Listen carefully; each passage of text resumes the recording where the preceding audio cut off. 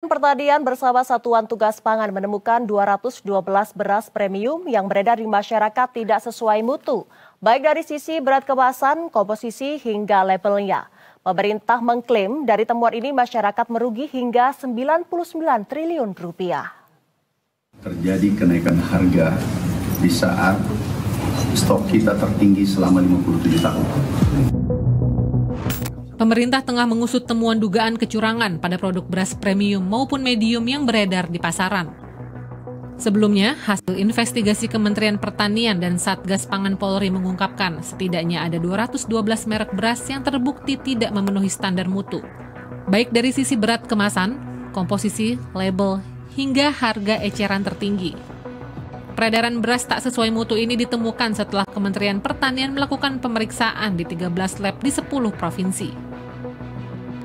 Aksi para mafia beras yang menjual beras tak sesuai standar dan volume yang tertera di kemasan telah menimbulkan potensi kerugian konsumen hingga 99,35 triliun rupiah per tahun ini.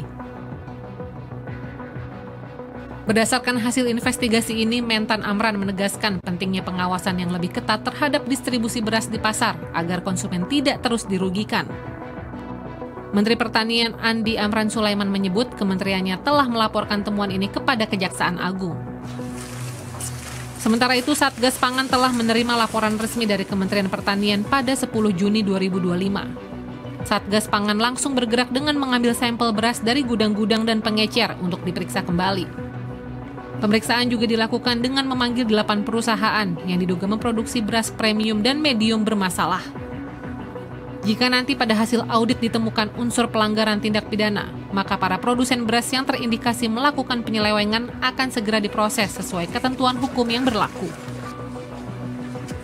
Temuan Kementerian Pertanian kemarin bersama Satgas Pangan tentang beras di mana kualitasnya, mutunya, kuantumnya tidak sesuai dengan standar. Ada 212 yang ditemukan oleh Satgas Pangan dan Kementerian Pertanian. Bersama-sama itu tidak sesuai dengan regulasi yang ada.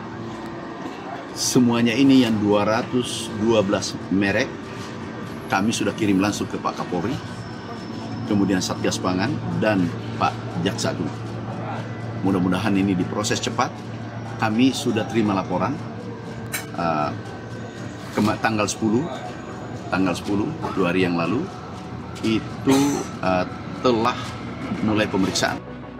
Sebelumnya, investigasi Kementerian Pertanian dilakukan pada periode 6 hingga 23 Juni 2025. Penyelidikan ini mencakup 268 sampel beras dari 212 merek yang tersebar di 10 provinsi dengan melibatkan 2 kategori beras, yaitu premium dan medium.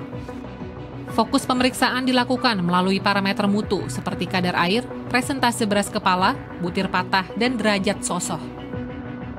Tim Liputan Berita 1 Jakarta.